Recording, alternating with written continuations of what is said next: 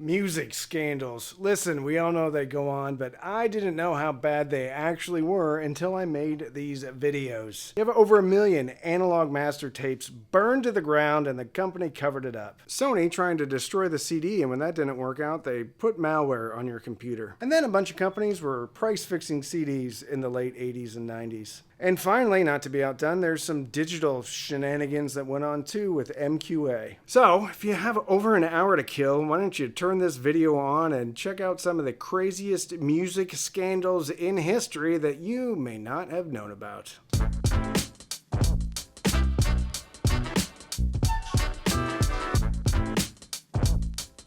What if I told you the Mona Lisa was destroyed in a fire and the museum covered it up for over a decade? Would you believe me?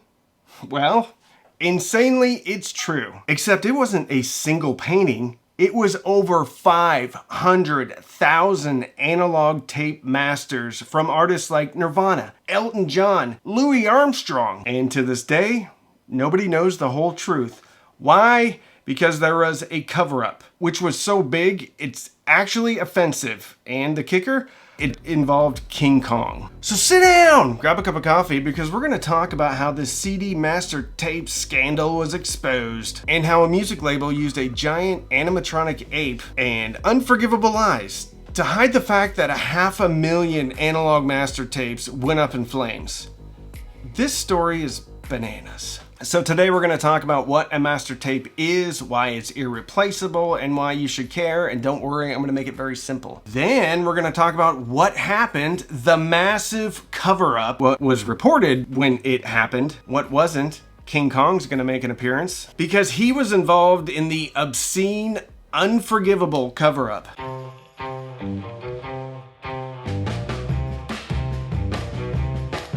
A master tape is the first generation recording.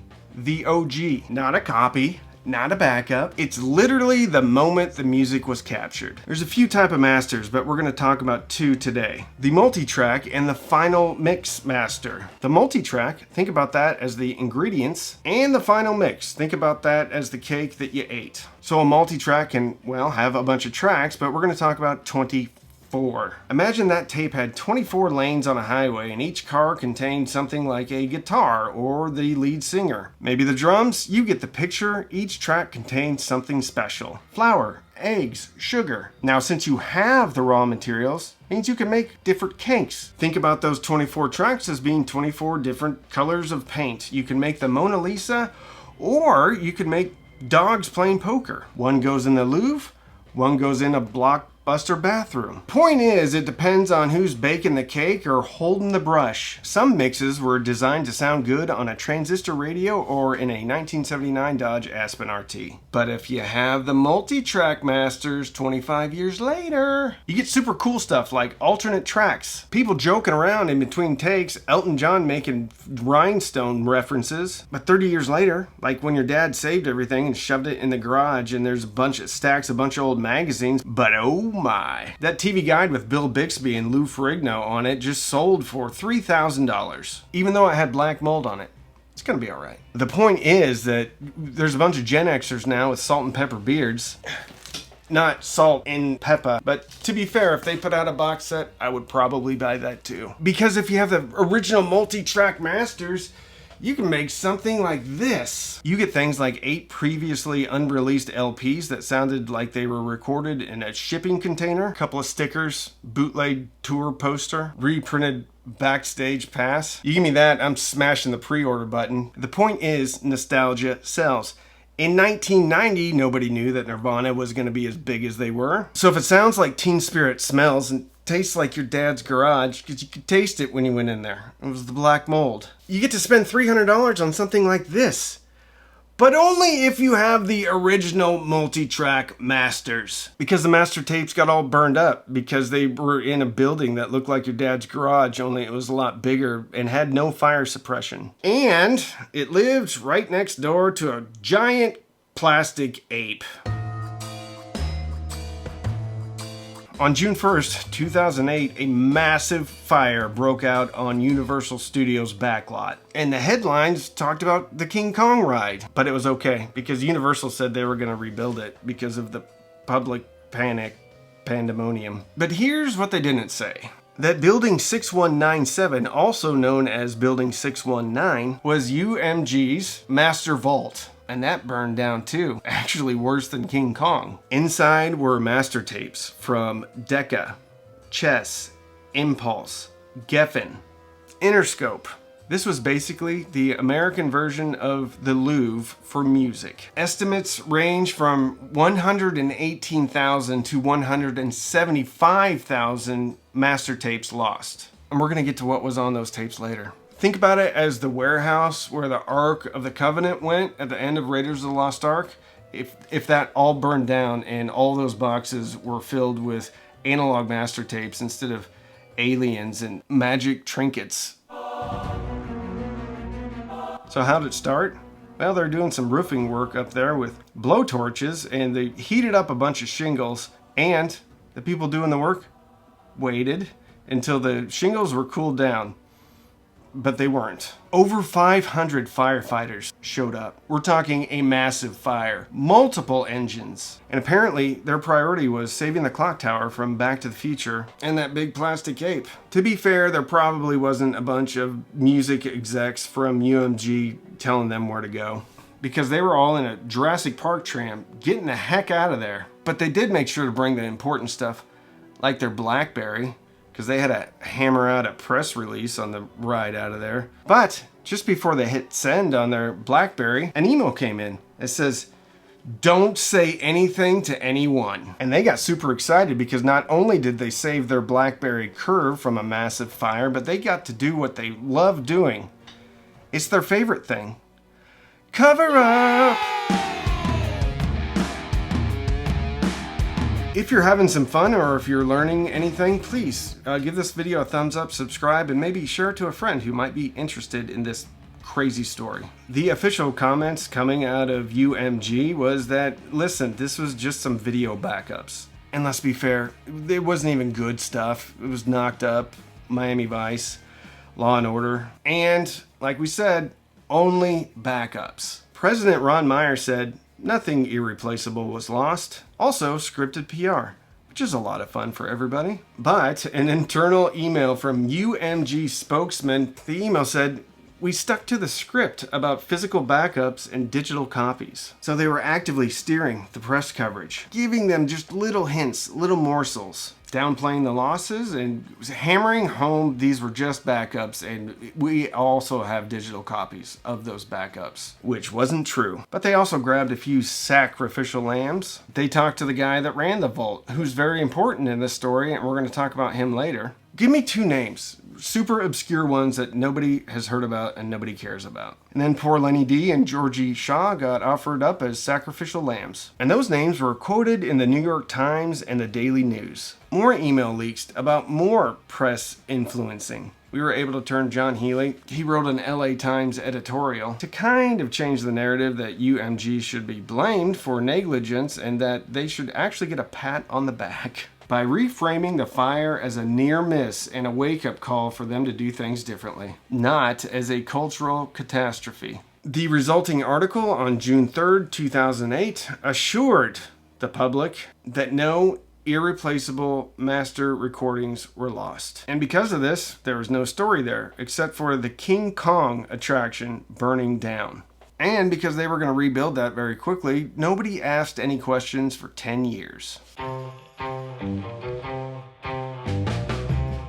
And in 2019, the New York Times released The Day the Music Burned by Jody Rosen. And you need to read this in its entirety because I'm only scratching the surface here. Nearly everything that is known about this scandal is because of Jody Rosen. It was based on, well, Universal's leaked emails, leaked documents, blueprints, legal documents, which we're going to get to later because there is some real irony. And from Randy Aronson, who was the senior vault director when this whole thing happened, and who just happened to get let go from UMG in 2016. And after a while, he was okay to talk about it. It's a heartbreaking story.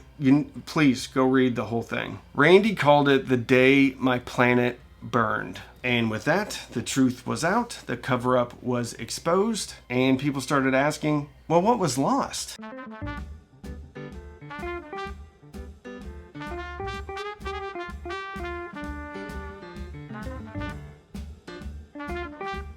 Are you ready to get depressed? Louis Armstrong, Duke Ellington, Billie Holiday, John Coltrane, Count Basie, Coleman Hawkins, Ella Fitzgerald, Charles Mingus, Dizzy Gillespie. We're just gonna jump down this list for time's sake. B.B. King, Muddy Waters, Howlin' Wolf, Buddy Guy, Etta James, Bo Diddley, Buddy Holly, we'll come back to him later, Chuck Berry, Patsy Cline, Bing Crosby. We gotta skip a little bit more. Elton John, Steely Dan, Nirvana, Soundgarden, Hole, R.E.M., Beck, The Eagles, Don Henley, Tom Petty and the Heartbreakers, Jimmy Buffett, Aerosmith, The Mamas and the Papas, Joan Baez, Iggy Pop, Sonic Youth, No Doubt, Nine Inch Nails, Gladys Knight and the Pips, Al Green, Barry White, Yoko Ono. I'm kind of fine with that. I left the full list up there if you want to take a look at it. Here's like the heartbreaking thing. Buddy Holly, his entire discography, gone. The Nevermind masters from Nirvana, gone completely. Aretha Franklin's early chess recordings, a lot of the gospel stuff, gone completely. All of Chuck Berry's chess masters. All of Louis Armstrong's chess masters. And most of John Coltrane's stuff. In a shocking turn of events, they also lied about the digital backups. They said that most of the music had been digitized. They talked about their preservation project. But guess what? Only about 12,000 tapes have been digitized, and none of them were from the building that burned down at the Universal backlot. But they did get a few in Pennsylvania, I guess. Now that the truth is out there, heads are gonna roll. Nope, there was no official statement. The artists weren't even notified. They found out about it by reading it in the New York Times. There was a whole bunch of legal stuff that I didn't get into today. Tom Petty was one of the artists leading that charge. And in 2019, after the story was released, UMG's president said, "This is heartbreaking." And Randy Aronson, who was pivotal in telling this story, he was let go in 2016 because of differences in opinions about archiving. You got to go to the article to read his story because it's heartbreaking too. And the executives faced nothing. Nothing happened to the executives. Ironically, the CEO who said this whole thing was heartbreaking was also the CEO in 2008. And he said nothing happened. We lost a couple VHS copies of The Office. And the irony of all ironies is that UMG sued NBC because UMG was leasing the space from NBC. And guess what? That lawsuit settled, which means UMG used the loss of that facility as a reason to sue NBC, and they claimed that they had lost over $100 million because of the fire and all the important stuff that burned up but wasn't important. Surely this tragedy sent shockwaves through the industry and everybody ran around to do things differently. Kind of, I guess. UMG launched Project Phoenix to scramble to find backup copies. The ones they found, though, inferior dubs, copies of copies. That, and a shocking twist, weren't really that well preserved. In some cases, they shifted storage to Iron Mountain, which is basically a facility in the side of a mountain that looks like the warehouse at the end of Raiders of the Lost Ark. Except they have a few fire extinguishers on the wall, and more than one person. Today, masters are barcoded. What a novel idea to do inventory. And I can't get into it because of time, but apparently stuff just showed up at the Universal lot, and I'm not kidding, with Nirvana written on the side. Digitization?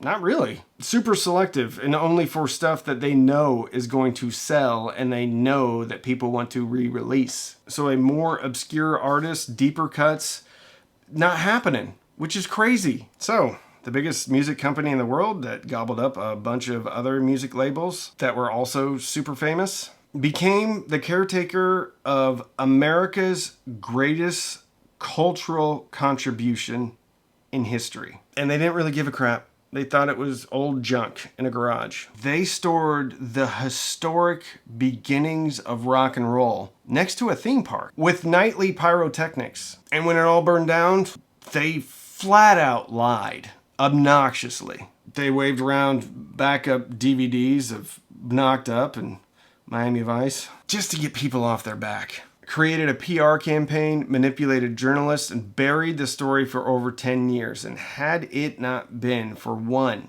very talented investigative journalist, we wouldn't know. So let me try to frame this up. Imagine if the Mona Lisa burned up and the guy in charge said, Listen, this is a huge tragedy. We get it. It's okay. Somebody took a picture of it on their cell phone. It's digitized. We can share it out. And also, we have posters at the gift shop, which you can buy.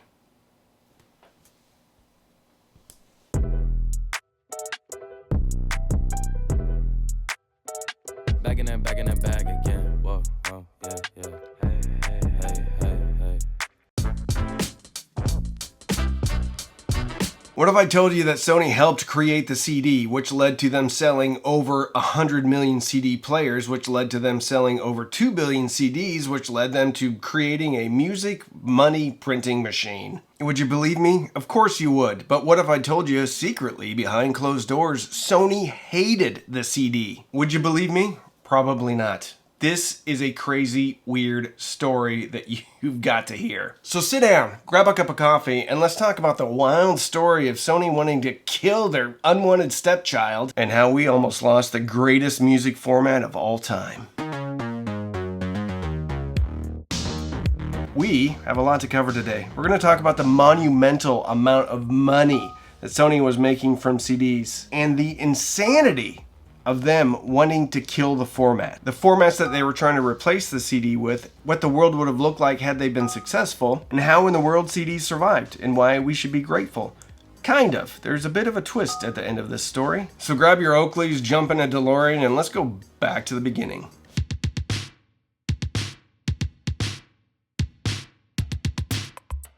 We gotta go at light speed. In 1979, Sony created the CD, the compact disc, with Philips. Sony was out of Japan, Philips was out of the Netherlands. The key figures involved were Toshitada. Listen, I'm gonna butcher all of these names, so just bear with me. Toshitada Doi from Sony, and Keys Schuhammer Imink from Philips. Why can't they just have two names? The format was finalized in 1980 with the release of the Red Book Standard. And the first commercial CD player was the Sony CDP-101, launched in October of 1982. And I can't make this up, but I was just looking up some cool things about October of 1982 to include in this video, and I found some.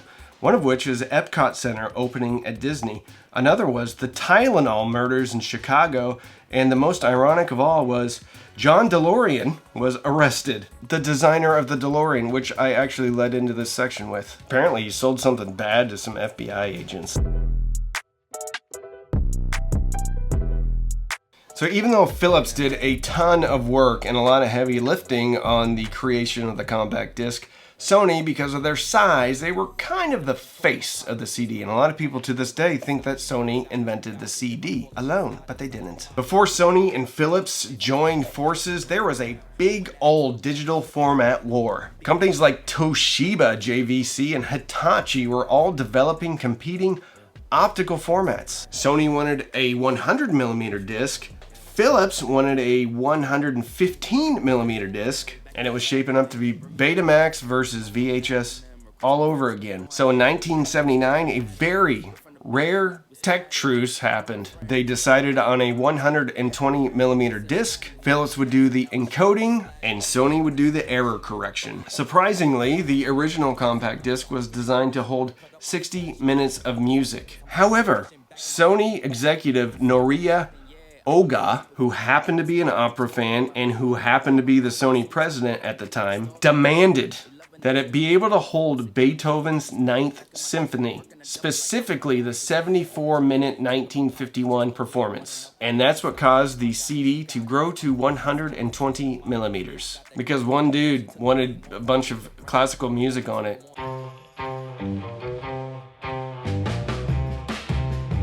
So, since Sony and Philips jointly created the CD, they both held patents, which means they both got a piece of everything. So they had money coming in from their own CD players. They got licensing fees from every CD made and every compact disc player made. Every manufacturer had to pay 6 cents per CD in licensing. And oh yeah, since they owned Columbia and CBS Records, they made money there too. And it has been conservatively estimated that Sony has sold over 100 million CD players. And at the peak, there were 2.5 billion CDs sold in the year 2000.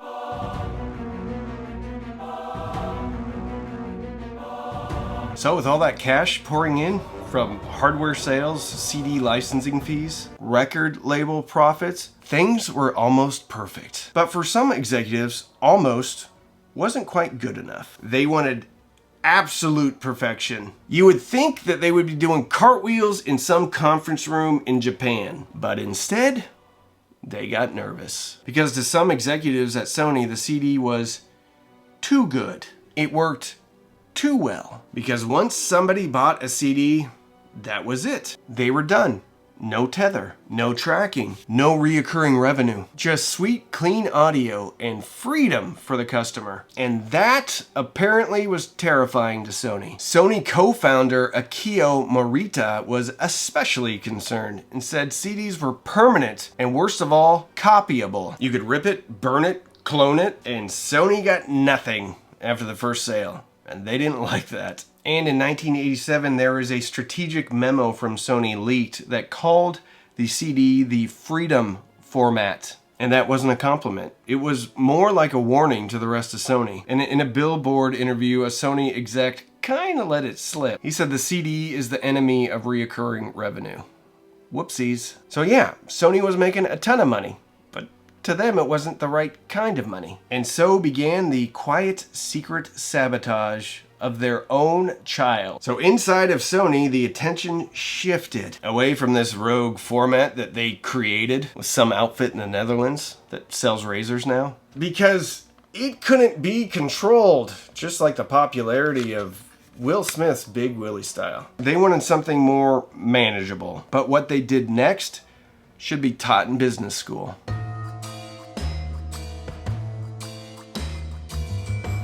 So enter the MiniDisc and DAT. These weren't just new formats, it was Sony's opportunity to hit the reset button on this runaway train of compact disc awesomeness. MiniDisc used proprietary rewritable media that only worked in Sony approved hardware. DATs were locked down digital recorders, too expensive for average people, but perfect for gatekeeping pro markets. And here's the twist, or the genius.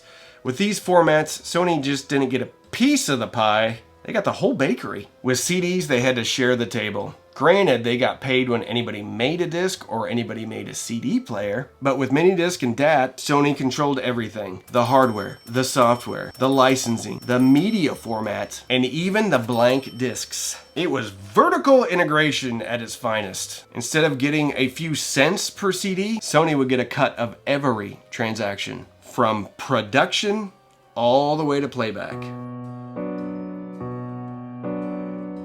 The MiniDisc launched in 1992 in Japan. There's a mainstream push between 1995 through 1998. Prices dropped, more albums were released on MiniDisc, and they were marketed as a CD plus cassette killer. They peaked in 1999, way more popular in Japan and parts of Europe, and they were gaining traction in the US. And by 2000, Sony was selling 22 million MiniDiscs a year. Major artists and labels were backing it because of the copyright protection. They redirected a ton of engineering resources away from CD players to MiniDisc players and DAT recorders. And they pushed customers hard to thinking that MiniDiscs were actually the freedom format. Because in Sony's ideal future, music wasn't something that you bought just once. It was something that you licensed every single time. And had they pulled it off, well, we may have ended up in a musical world where everything cost more, did less, and was bundled with a bunch of firmware updates and legal disclaimers. But it never even got close to CD sales.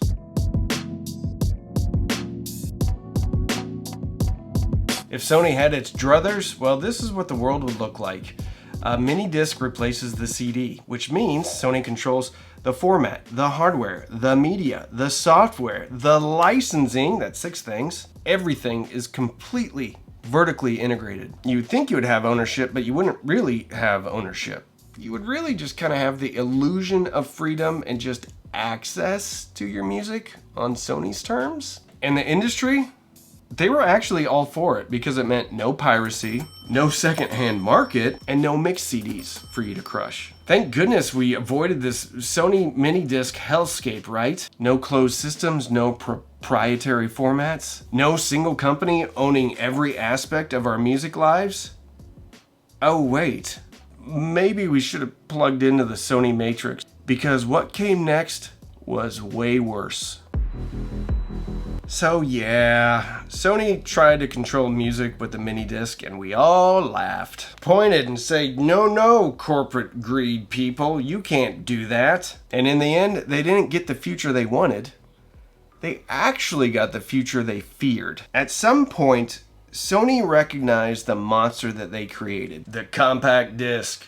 It was beautiful, it was profitable, but it was completely uncontrollable. And somehow, all the way back then, somebody had the foresight to see what type of chaos it would unleash. And they tried desperately to put that monster back in the cage. And honestly, they weren't wrong. Today we see a CD as freedom. Freedom from streaming. Freedom to own your own music and have it on the shelf. Freedom from the track being unavailable in your region. But if we really think about it, CDs led to ripping. Ripping led to making mixed CDs with only your favorite tracks, which led to the death of the album. That led to MP3s. MP3s led to Napster, which led the music industry to freaking out and suing teenagers and single moms trying to download How You Remind Me by Nickelback, which led to the death of Napster, and from those ashes crawled out the true monster, music streaming, which ironically has a business plan revolving around the same thing that Sony always wanted: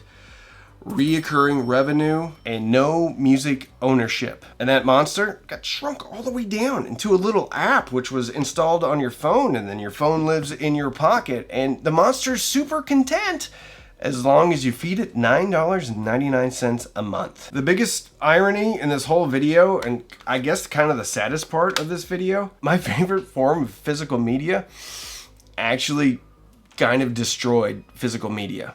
At least for the masses. Or at least it was the first domino that started this whole thing in motion. You're gonna love this story. Sony tried to save the CD by putting a computer virus on your computer. They were making billions from CDs, but that wasn't good enough. So they tried to sabotage the very format that they helped create, and when that didn't work out, they used Neil Diamond to put malware on your computer. And when somebody found out, Sony lied about it. They blamed us, and then they called us stupid. But don't worry, this story gets so much worse. So sit down, grab a cup of coffee, and let's talk about the most epic, spectacular failure that is now taught in business schools and cybersecurity courses. Good job, Sony.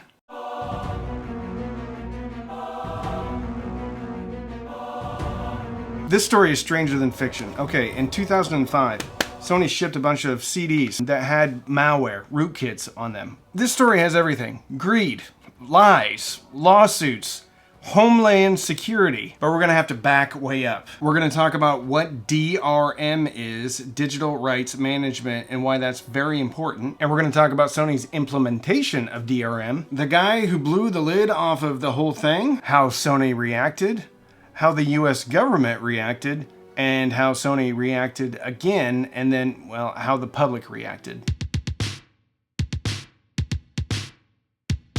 1992 to 2000, CDs exploded globally. And Sony, well, they were making money everywhere. Every CD player. Oh, and they owned a bunch of music companies, so they got paid on every CD, regardless of who made it. However, they started panicking because CDs were too good, and they apparently weren't making enough money. Because you could rip a perfect copy in minutes, and the only thing between that ripped copy and the rest of the world was your modem speed. So, Sony tried to secretly kill the CD by replacing it with the MiniDisc and DAT. They wanted full control from recording to playback, but those formats flopped. Meanwhile, CD burners got cheap. MP3s took over and file sharing went mainstream. And then in 1999, Napster kicked in the door, made everyone freak out: artists, music labels, hardware manufacturers. And then a bunch of lawsuits started flying. Teenagers and single moms were sued and made public examples of, and it turned out it all worked. And in 2001, Napster shut down. But in 2003, iTunes took over. And they sold 1 million legal digital downloads in the first week, proving people would actually pay for digital music. But not to be outdone, somewhere in a conference room in Japan, Sony executives decided to take a big swing. And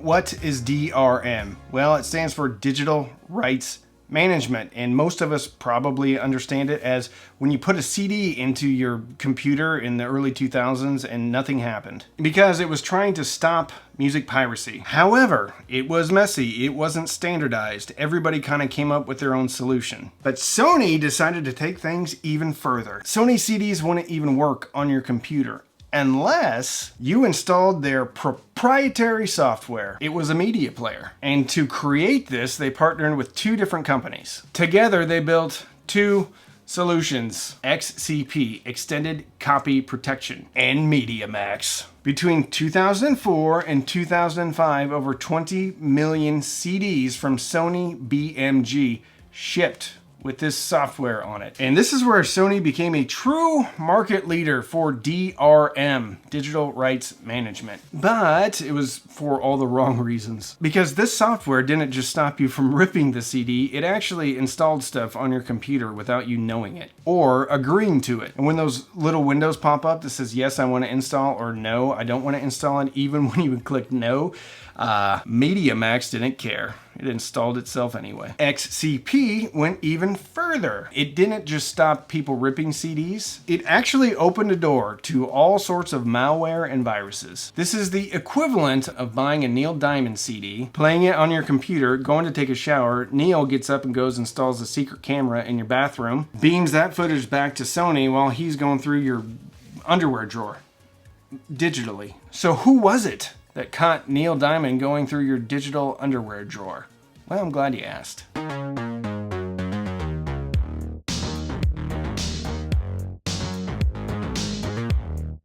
If you're new here having some fun or learning anything new, please consider liking this video and subscribing, and maybe send it out to a buddy to hear this crazy story. It was Mark Rusinovich. He was a Windows expert and founded a company called Winter Knolls, which was a Texas-based company that made software to help people do computer stuff. And today, Mark is the CTO of Microsoft Azure. It's kind of a big deal, and Mark's the CTO of it. In October 2005, Rusinovich pops in a copy of, get this, Van Zant's Get Right with the Man. And he started noticing some weird things. So he dug into it, and something's lurking where it shouldn't be lurking, and he discovers a rootkit. And for the non-techie people out there, a rootkit is something that hides in your computer and acts like it's supposed to be there, and even antivirus software can't find it. Again, it's digital Neil Diamond rummaging through your pantry singing creepy malware time. Creepy malware time. Oh. My computer just broke. All right, maybe that was a little bit much, but hopefully you get the point. So what does Mark do? Well, he writes a blog post about it. Sony, rootkits and digital rights management gone too far. And the post went viral. Overnight. It was picked up by Slashdot, Wired, Boing Boing, Ars Technica, security forums light up, and a whole bunch of IT departments got super scared really quickly. They were all checking their machines to see if there was a little bit of Sony sneakiness going on. Before we get to that masterclass in denial and gaslighting, let's talk about something that's even weirder. The albums that they chose to put this on. What's even weirder about this whole story is the records that they put this on. Because you would think they would put it on pop albums that people were actually ripping, but no, they put it on Neil Diamond, 12 songs. Celine Dion, Onne Changa's Past, Burt Baccarat. At this time. And of course, Van Zant, Get Right with the Man. I think there was up to 50 different albums that this was on, but they were all weird. So why did they choose these? Nobody really knows, because Sony never really give a straight answer. Some smart people have postulated about it, and all of it makes sense. They were testing it on a safe crowd. Older, less tech-savvy fans, people probably wouldn't even notice it. Spoiler, Mark did. Reason number 2. They were beta testing this in kind of a wide pool. The genres were all over the map. Pop, gospel, jazz, country. This definitely feels like they were gathering data for a bigger and better plan later. Whatever the reason, it backfired spectacularly, and it turns out people that like Van Zandt know how to write blogs. But Sony's response wasn't an apology, it was something else entirely. So, Mark posts the blog in late October. By early November, security researchers and tech outlets were ripping Sony apart. F-Secure, which was a cybersecurity firm at the time, a respected one, said this is acting exactly like malware. And Sony's official stance? Well, in a brilliant PR move, in an NPR interview on November 4th, 2005, Sony BMG's president of global digital business, Thomas Hess, said, listen, most people don't even know what a rootkit is. So why should they care? That's kind of like saying most people don't know what asbestos is, so why should they care if it's in their walls? At least asbestos just does one thing.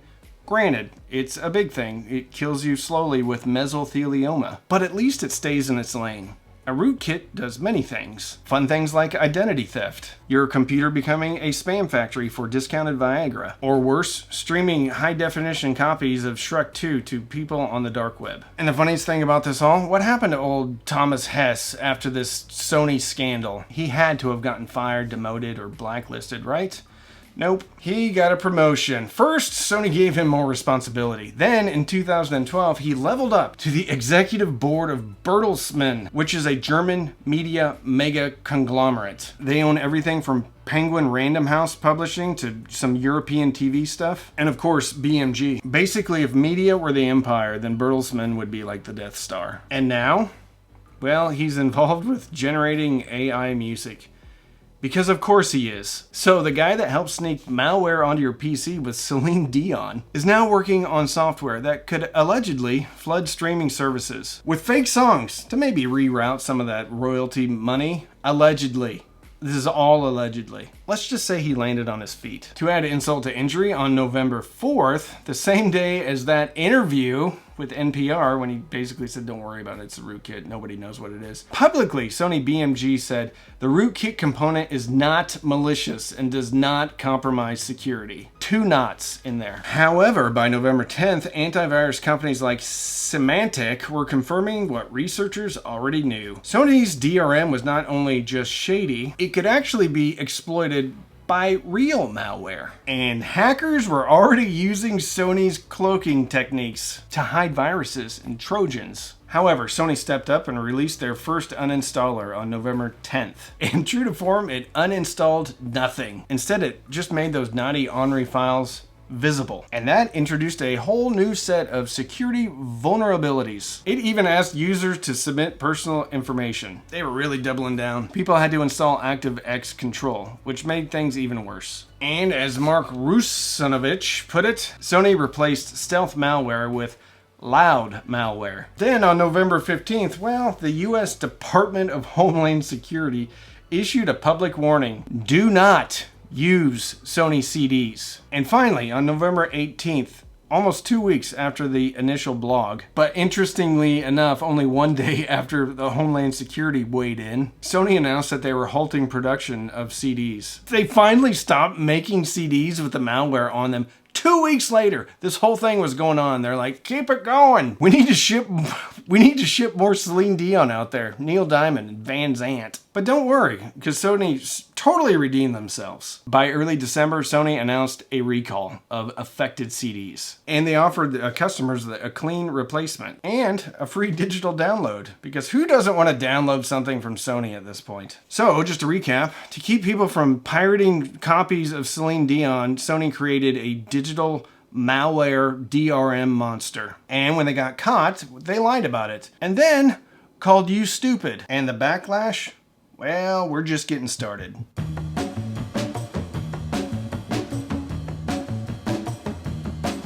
On November 21st, 2005, Texas Attorney General Greg Abbott is the first out of the gate. He was test driving Texas's newly passed anti-spyware law, and they wanted to try it out on Sony. He sued Sony BMG for secretly installing software that monitored user behavior without consent. And a month later, he wasn't done yet. He added MediaMax to the lawsuit. That was the other DRM software from Suncom. You know, the one that installed itself even if you clicked no?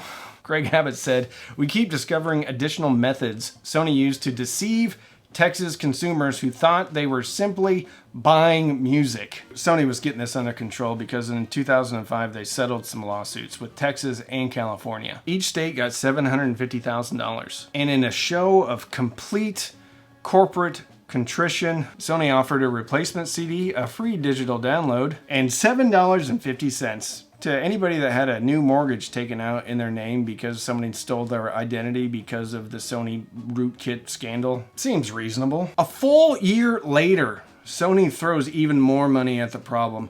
$4.25 million to settle 39 more state lawsuits. Sony was accused of everything from deceptive practices to turning consumer PCs into spyware-ridden disasters. And finally, in January 2007, Sony was like, okay, we're not going to do this anymore. They officially pulled the plug on all CD-based DRM, including XCP and MediaMax. They were still sticking to their guns.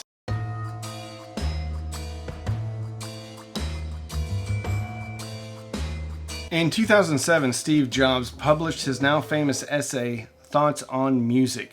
The music industry should stop using it. And, well, because he's Steve Jobs, that was kind of the final nail in the DRM coffin. Major labels started ditching DRM on digital downloads. iTunes, Amazon, and others began offering DRM-free MP3s. Wow, you can own your music now. DRM still kind of exists today, but not nearly as aggressive as it used to. Really because of the Sony BMG Rootkit scandal. It's literally a case study taught at some universities and in cybersecurity courses. Think about this. The whole thing was to try to stop people from ripping CDs. But what they really did was like teach hackers how to infect people's PCs. And then of course blamed you for noticing. The true irony is that by 2007, CD sales were like cratering. 511 million units were sold in the US, which was almost half of what it was in 2000. And in 2007, 844 million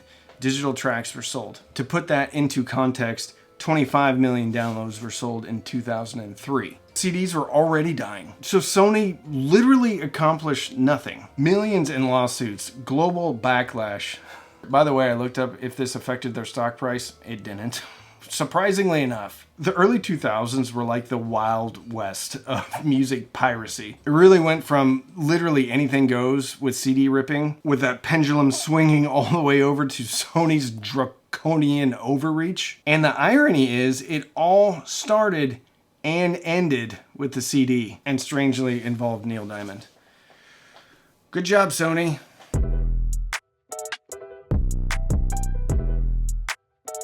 Back in that bag again. Whoa, yeah. Hey. Back in that, yeah. Tell them to watch it. Now I ain't talking my pockets, just know we ain't running out the way that we stock it. If I got it, you got it. If I call it, she slide and tell her to mop. CDs are cheaper today than they were 40 years ago. Would you like to know why? Because the record labels were acting like the Mafia. Seriously, price fixing, collusion, backroom deals. And guess who paid for it? We did. Literally. So sit down, grab a cup of coffee, and let's talk about how the major music labels used organized crime tactics and backroom deals to overly inflate CD prices and the insanity that followed.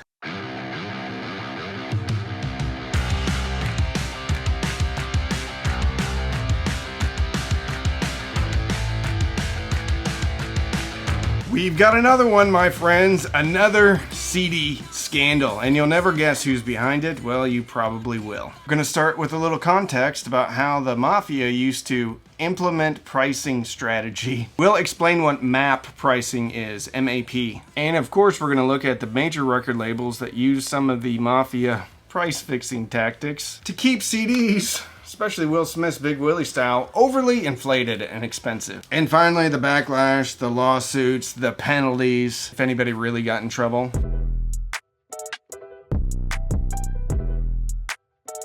Back in that bag again. Well, price fixing isn't just part of the corporate world. It was used by criminals. I guess they're not mutually exclusive. For example, in the 1980s through the 90s, there was concrete supply price fixing. The mob controlled cartels, and they would set the price of concrete across the city. Contractors would send their bids into the crime families to get pre-approval before they sent them out to the city. And all the criminals got a cut. And if you didn't abide by the rules, well, you might just end up in the concrete. Garbage collecting, aka carting. This one's important because the criminals would divide the city into zones, and each cartel would have a specific geography. Of course, prices were fixed and nobody could switch vendors. And if you went outside your turf, well, you could end up in one of the dumpsters. Wholesale food markets. This one is a big surprise for me. Places like Fulton Fish Market and Hunts Point. Vendors not only paid to operate, but the prices were determined in advance. Maybe they made you eat bad fish if you stepped out of line, which is still better than suffocating in wet concrete or waking up in a dumpster. Really, probably not waking up in a dumpster because you had been murdered.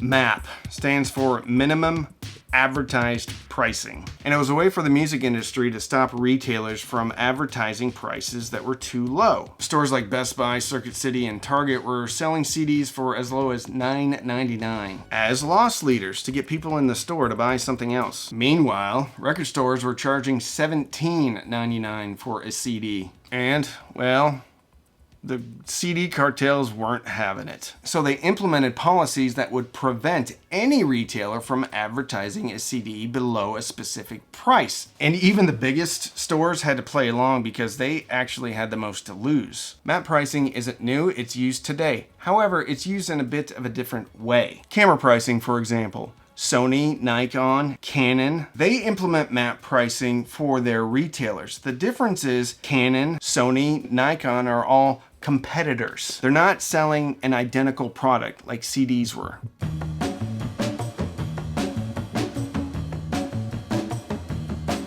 Five major distributors rolled out nearly identical MAP policies at about the same time. So no one was undercutting anybody else. Nobody competed on price. And that structure was enforced. Now, to be fair, a retailer could really charge whatever they wanted. They just couldn't advertise at a specific rate. But, well, sometimes the music labels would send in secret shoppers to check out just what prices were being charged at these big retailers. If you didn't comply to the minimum advertised pricing, well, stores lost funding. A lot of advertising money because the labels in the stores would team up for marketing. And you would also lose access to some of the best releases. So who were the five CD cartel families?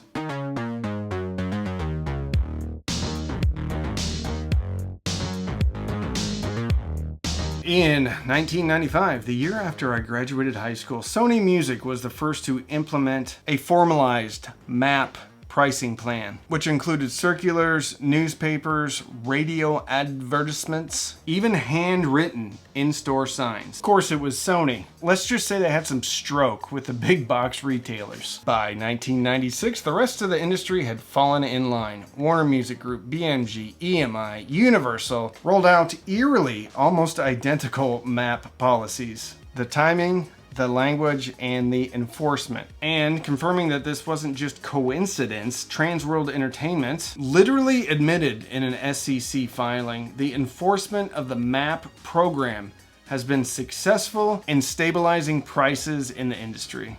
Whoopsies. But the collusion didn't happen in secret. It actually happened at an annual conference. The NARM, National Association of Recording Merchandisers. That's where the bigwig labels and retailers all get together to align their strategies or bully the retailers. Everything was working. Profits were high, no competition. So, how did the wheels start to fall off this seedy shuttle of high prices and profits?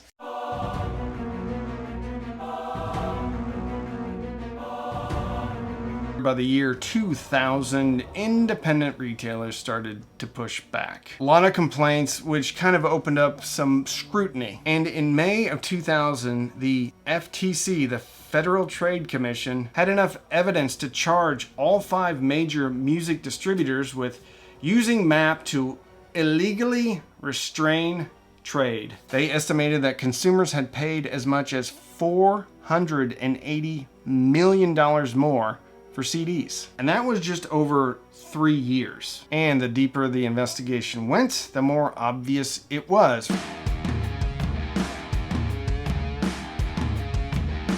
By 2002, the pressure mounted, and guess what? The labels settled. There was no courtroom battle. They just coughed up $143 million, which in context isn't really that much. Because remember when we did the math before, we got overcharged about $400 million. So they settled for half of that. And really, it wasn't even that much. They only had to pay $67.4 million in cash. So you divide that by 5, like $13 or $14 million a piece. The other $75.7 million was paid in CDs, most of which got sent to libraries or nonprofits. Definitely didn't get sent to us. And how was the $75.7 million based? Was it on retail price of the CDs, wholesale price of the CDs, manufacturing cost of the CDs? We'll get into that in the next section. Anyway, it wasn't enough. The FTC estimated that we, the customers, paid $1.50 to $5 extra per CD. We never got compensated. And of course, the labels admitted no wrongdoing. And they didn't even say they were going to eliminate map pricing. They just said that we're going to pause it. Retailers also got pulled through. Tower Records, Musicland, Transworld Entertainment. They had to cough it up too. So if we really think about it, the people that were behind this whole thing were the record labels. Some big retailers were complicit. Is that how you say it? Complicit? In it. The more research I did, the angrier I got. Hardly any cash out of their pocket, and then CDs to nonprofits and institutions. And the poor retailers, who had lower margins than the labels, had to pay too. So they kind of got caught and they kind of paid a price. But in essence, they still made money because we were the ones that were financing it, and the settlement was way less than what we gave them. Now, there were some legitimate reasons why CDs were more expensive in the 90s than they are now.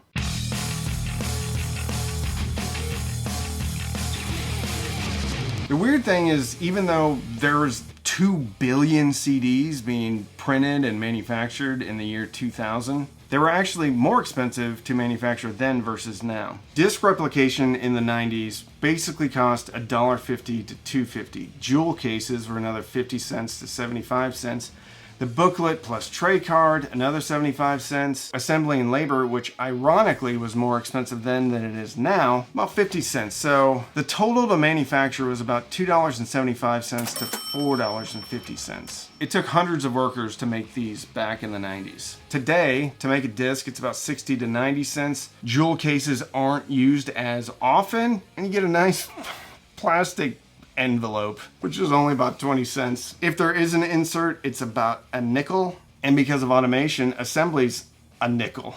Today, the total cost to make a CD is 90 cents to $1.50. Most of the operating plants in 2025 employ less than 50 people. Another thing to consider is shipping and distribution. Jewel cases weighed more than a cardboard envelope. That alone has saved 40% on shipping costs. So, since it's smaller, you get a lot more CDs per pallet. CDs are cheaper today because, well, they're cheaper to make. They're cheaper to ship. And oh yeah, there's no more price fixing. So what did the industry learn?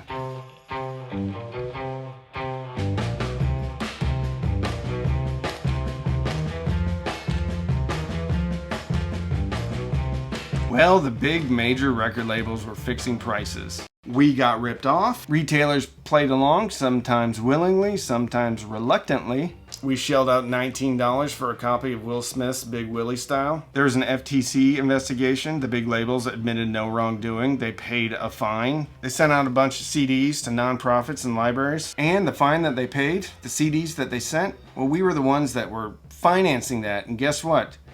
They still made a profit, even when they are investigated. So obviously they didn't care. But I guess we can take comfort in the fact that paying $5 extra for a copy of Big Willie style, allowed us to go check out a copy of Chumbawamba, rip it, and we can make our money back that way. If you like this video about CD shenanigans, you really need to check out my video about Sony installing a rootkit on your computer. I will link that right here. I'll also link a huge music scandal with Universal when all of the masters burned up and they covered it up for over 10 years. I'll link that one up here or here. You should watch them. Back in that bag again. Whoa, whoa, yeah, yeah. Hey. Back in that, yeah.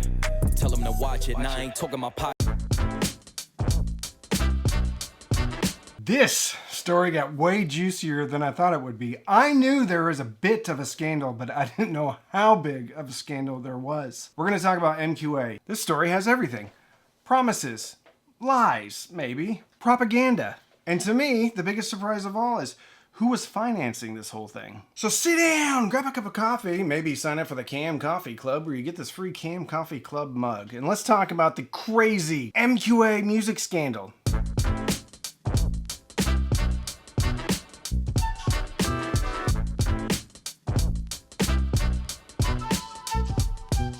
Pretty straightforward video. We're going to talk about what MQA is, why it became such a big deal, when the cracks started to appear in the facade, when the whole thing fell apart, who was propping the whole thing up for so long, what their real goal was, and it wasn't to make things sound better. Bit of a disclaimer here. Most of the stuff in here is factual, but I will be giving my opinion, which is just that, my opinion. And I'm just a simple ex-Navy farm boy from Nebraska that learned how to turn on a camera and talk into it. So I'm no expert, but it doesn't take a rocket scientist or an audio engineer to kind of put the pieces together.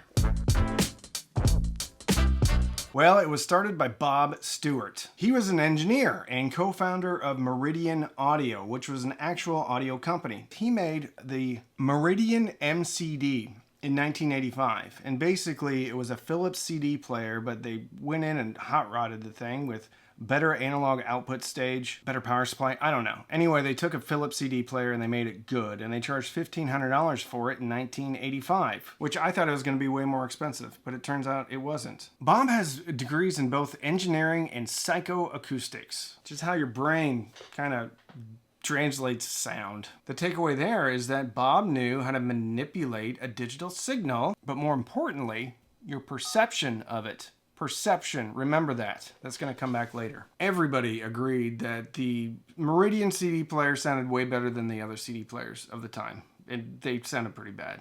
Also sounded better because of jitter control.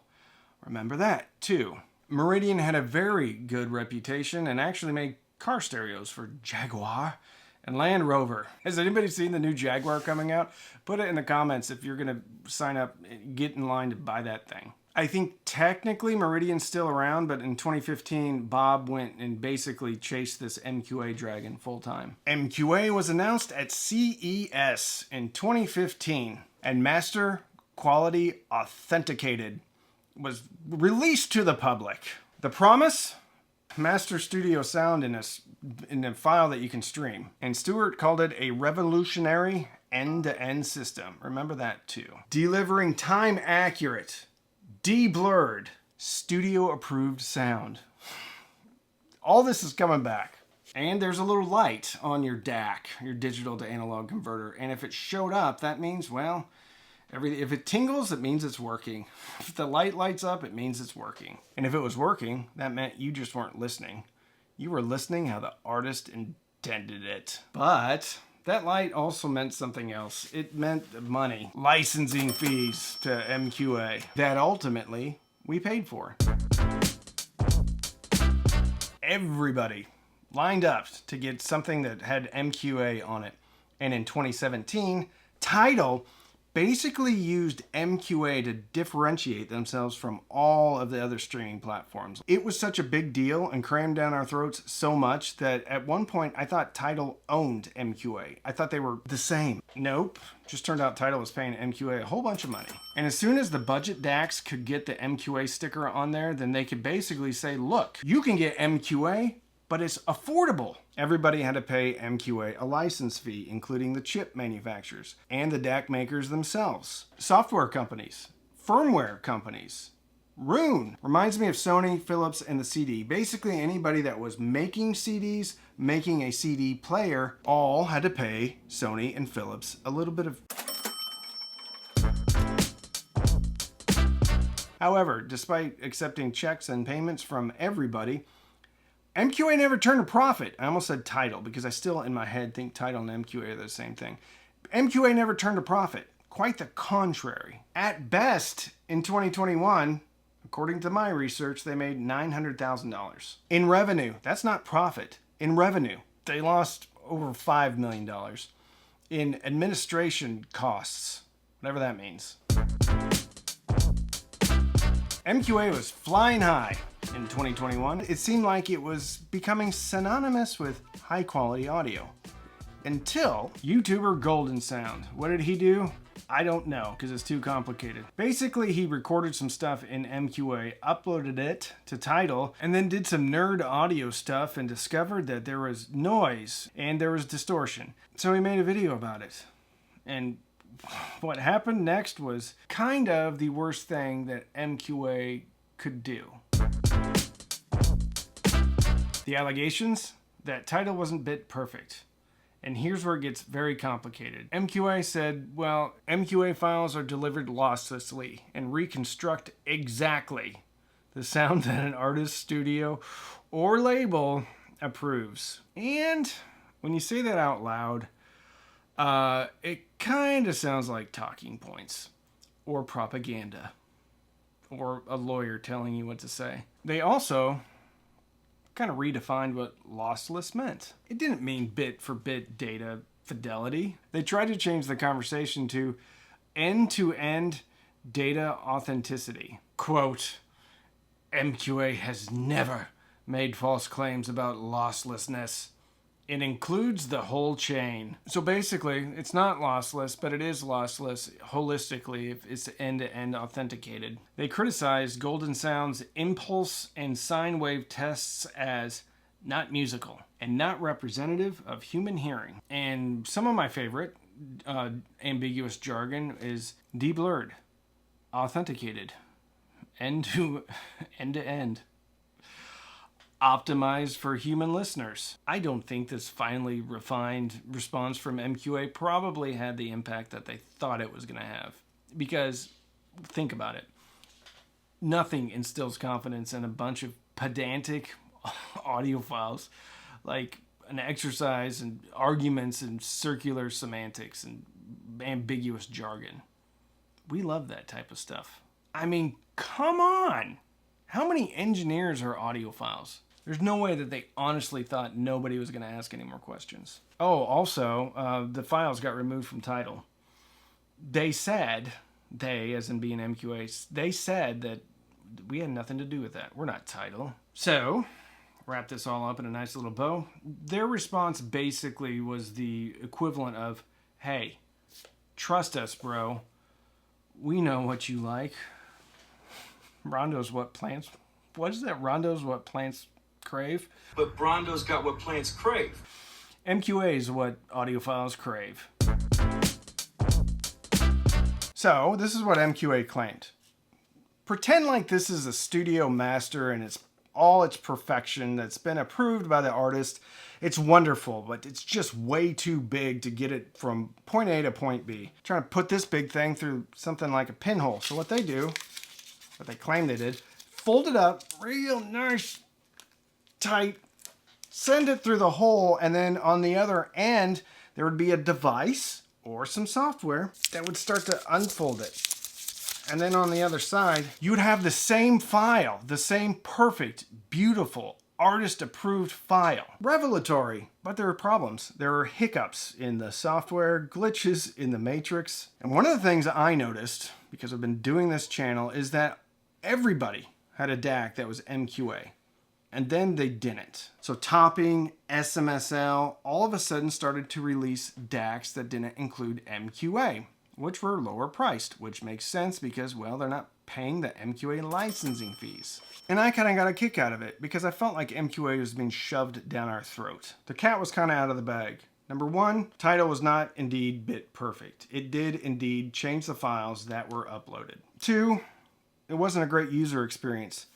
Three, well, the Chinese DAT companies weren't going to pay for MQA. And audio files on message boards are worse than a sewing circle. The news soon spread like wildfire. And the outrage ensued.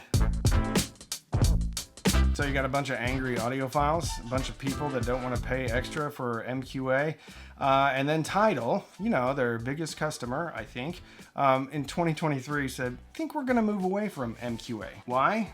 Well, because of FLAC. What does FLAC stand for? Free, lossless audio codec. Even I could figure that one out. Not master's quality authenticated. Keyword free. So why did Tidal move towards FLAC? Well, it was free. And the audio nerds that really care about this stuff, well, they were mad. And I don't blame them. I was mad too. Not because of how MQA sounded, but because of their heavy-handed marketing. This is the part of the MQA story that gets real interesting, because I had no idea about this. They were bankrolled by a place called Reenet. Who are they? Well, they were a spin-off of Richemont that owns Mont Blanc, IWC, and Cardier watches, inexpensive pens. Why would a company that was spun off from a luxury brand that sold watches and pens, why would they be interested in MQA? Well, here's the beauty of it. MQA just wasn't a codec like FLAC. MQA wanted to be the Dolby of high-res music streaming. Here's where it was a little bit different. And if you know anything about movies, when they mix for the tracks, they mix for Dolby. So MQA wanted things to be mixed for MQA in the studio. They wanted the streaming platforms to use it. They wanted the software programs to use it. They wanted the hardware to use it. They wanted the DAC chips to use it. Every link in the chain, from recording or mastering all the way to playback. And, well, MQA was dealing in authentication and decryption, which is another form of DRM, or digital rights management. MQA wanted total domination of the entirety of the chain, just like Sony. Sony co-created the CD with Philips and almost immediately wanted to destroy the CD because, well, it had no DRM, so people could rip it. So they created the MiniDisc and the DAT. DAT was for recording. MiniDisc was for playback. Sony would own all of it. So if anybody wanted to play in that sandbox, well, they had to pay Sony. It backfired spectacularly on Sony, though, and when that failed, well, they installed rootkits and malware on your computer, which I did another video on. The point is, there's never been a really good track record if somebody tries to control everything. So just to drive this home, MQA 2021 made 900 grand, basically. Lost 5.3 million. And they were being bankrolled by a spinoff from a luxury conglomerate. Why? Well, I'm glad you asked.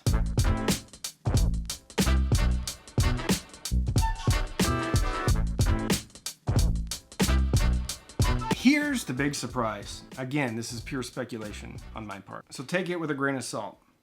Let's talk about FLAC. Free, lossless audio codec. You can download it. You can encode with it. You can stream with it. So how do you make money off of anything that's free? By volume. Actually, do you remember there was an SNL skit, I think it was in the 80s, where it was about a bank. You know how they do the fake commercials? And the bank they just made change. If you give us a dollar bill, we can give you 10 dimes or 20 nickels or 5 dimes and 10 nickels, whatever you want.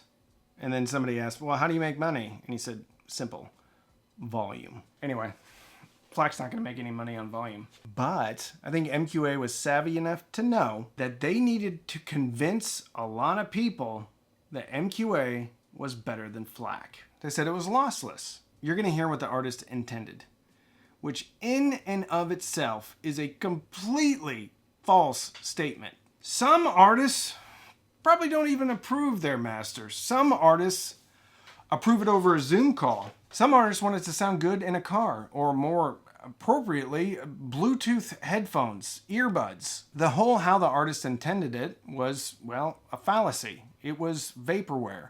It was a red herring. They were creating a narrative around MQA that this was the audiophile golden ring. If you wanted to hear all of the music, then you had to use this, MQA. And if you want to be Dolby, you better make sure that you have a very good marketing department. More importantly, a propaganda machine. Because your business model only works if everyone adopts it. Chip makers, DAC makers, Tidal, Rune, and I'm sure they were bugging other streamers to adopt their MQA nonsense. So think about what MQA had to do. They had to convince the entire industry, which means labels, the press, engineers, artists. Then they had to convince the hardware makers. And then, well, they had to convince us. Then they needed to file and defend patents. And then they had to maintain a global support team. Because what they were really doing is reinventing the wheel. But they convinced everybody that it was better than the wheel.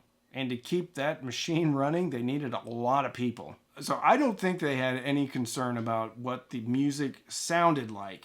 I think their concern was telling you what the music sounded like.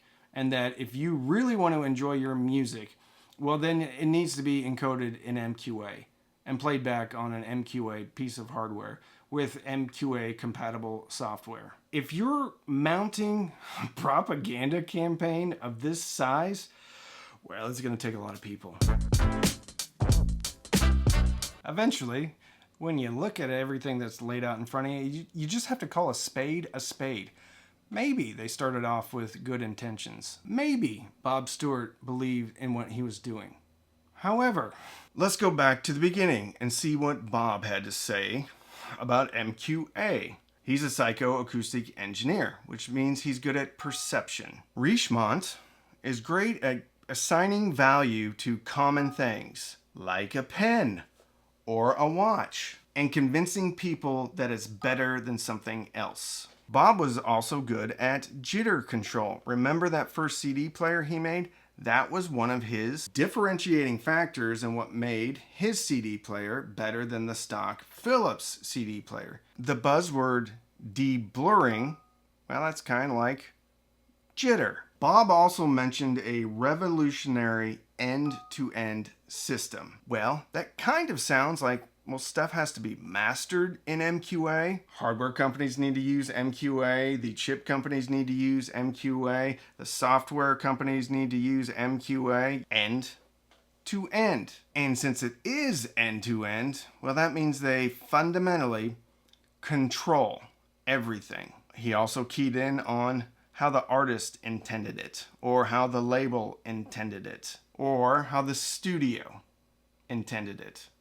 Well, he didn't tell us which studio. And the bottom line is, well, it was his studio. It was the MQA studio that fundamentally decided what the artist intended. So that's kind of convenient, right? And if something wasn't mastered in MQA, well, guess what? For a nominal fee, you can send in that album and have them, MQA, make it MQA. So not only would they control all new music that's being distributed across digital platforms, but all of the legacy music that wasn't encoded in MQA. That's kind of sobering to think about, because the narrative that was presented to us was that, well, this was going to be better music. But what was going on behind the scenes was a Sony-esque draconian takeover of the entirety of music, from recording to playback. And at some point, it ceased being about the technology, and the innovation was really the linguistic propaganda.